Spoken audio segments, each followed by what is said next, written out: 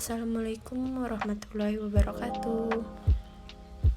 Saya Nandia Adelia dari Program Studi Ekonomi Syariah Kelas D, Institut Agama Islam Negeri Palangkaraya. Di sini saya akan menjelaskan tentang ruang lingkup jual beli bai. Jual beli atau perdagangan dalam istilah fikih disebut al-bai, yang menurut etimologi berarti menjual atau mengganti. Kata al-bai dalam Arab terkadang digunakan untuk pengertian lawannya, yaitu kata al-syira atau beli. Dengan demikian, kata al-bai berarti jual tetapi sekaligus juga berarti beli. Menurut Imam Nawawi, jual beli yaitu pertukaran harta dengan harta untuk kepemilikan.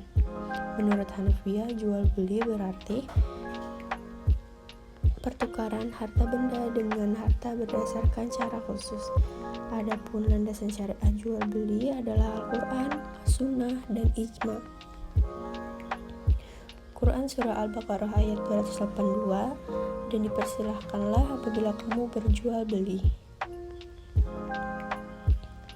Hadis riwayat Baihaqi dan Ibnu Majah, jual beli harus dipastikan harus saling meridhoi. Ulama telah sepakat bahwa jual beli diperbolehkan dengan alasan bahwa manusia tidak akan mencukupi kebutuhan dirinya tanpa bantuan orang lain. Selanjutnya rukun jual beli, yaitu orang-orang yang berakat, penjual dan pembeli, sikat akad atau ijab dan qabul, dan ada objek akad atau maqut alaih. Syarat-syarat sah ijab qabul. Jangan ada yang memisahkan, jangan diselingi dengan kata-kata lain selain sikat akad. Objek akad suci dan memberi manfaat. Jangan ditaklilkan kepada hal-hal lain. Dan tidak dibatasi waktunya, misalnya menjual motor selama 1 tahun. Dapat diserahkan dengan cepat maupun lambat, dan milik sendiri. Diketahui kuantitas dan kualitasnya. Syarat orang yang berakat, yaitu balik, berakal, dan cakap mengelola harta. Landasan hukum Quran Surah An-Nisa ayat 5.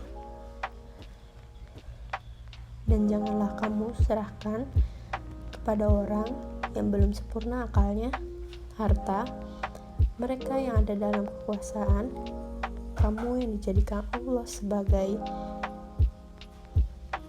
pokok kehidupan. Berilah mereka belanja dan pakaian pokok kehidupan. Berilah mereka belanja dan pakaian, dan ucapkanlah mereka dengan perkataan yang baik. Selanjutnya syarat jual beli,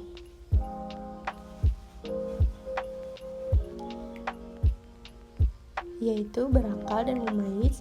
Kedua akid harus berbilang minimal 2 orang. Syarat pelaksana akad, yang pertama benda dimiliki. 2. Pada benda tidak terdapat milik hak orang lain sehingga tidak boleh menjual barang sewaan kecuali diizinkan oleh pemiliknya. Syarat umum jual beli memenuhi rukun dan syarat jual beli terhindar dari cacat. Syarat khusus, syarat-syarat yang ada pada barang tertentu, misal serah terima barang dilakukan sebelum berpisah, yaitu pada jual beli yang bendanya ada di tempat. Jual beli yang dilarang atau batil di perselisihan dalam Islam. Sebab ahliyah, anak kecil, orang buta, terpaksa, fudul, orang yang terhalang, dan malja. Macam-macam jual beli.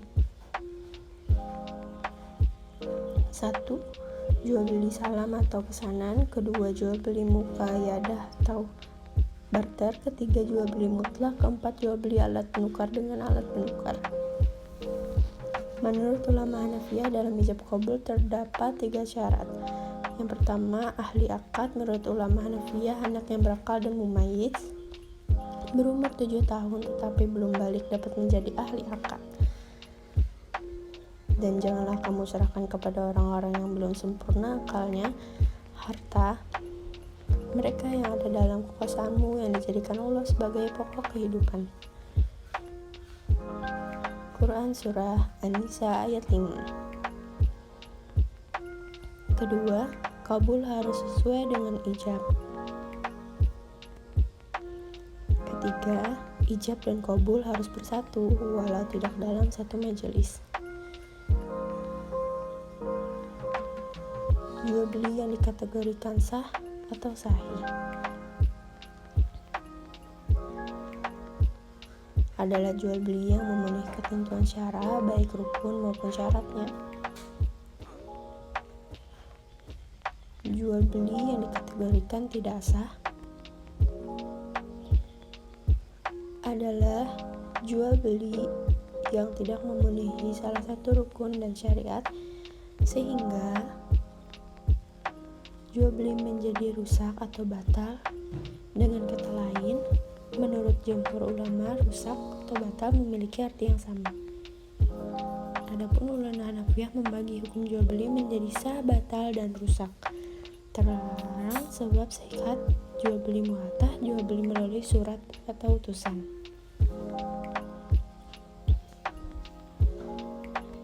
Jual beli dengan syariat atau tulisan, jual beli barang yang tidak ada di tempat akad, jual beli tidak sesuai ijab dan kabul, jual beli munjis. Adapun terhalang sebab makut ilaih, yaitu jual beli barang yang tidak ada, jual beli barang yang tidak dapat diserahkan, jual beli garar, jual beli barang yang najis yang terkena najis, jual beli air, jual beli barang yang tidak ada di tempat akad atau tidak dapat dilihat, jual beli barang tidak jelas, jual beli sesuatu yang belum dipegang, jual beli buah-buahan atau tumbuhan. Adapun terlarang sebab syara, yaitu jual beli riba, jual beli memakai syarat, jual beli barang dari hasil pengecatan barang, jual beli barang azan Jumat, dan jual beli anggur untuk dijadikan khamar. Jual beli induk tanpa anaknya yang masih kecil, jual beli barang yang sedang dibeli atau ditawar orang lain. Dan ada 2 pertanyaan mengenai jual beli. Yang pertama, apa sebab jual beli buah-buahan atau tumbuhan dilarang? Kedua, mengapa anak kecil tidak boleh akad? Jawabannya, yang pertama, boleh jika ada buah dan matang, batal tidak ada akad dan buah belum matang. Kedua, anak kecil belum sempurna akalnya sebab mereka tidak pandai mengelola harta. Sekian video materi mengenai bayi kali ini. Semoga memberi manfaat bagi kita semua. Sampai jumpa di materi selanjutnya. Wassalamualaikum warahmatullahi wabarakatuh. Jangan lupa like, comment, dan subscribe. Terima kasih.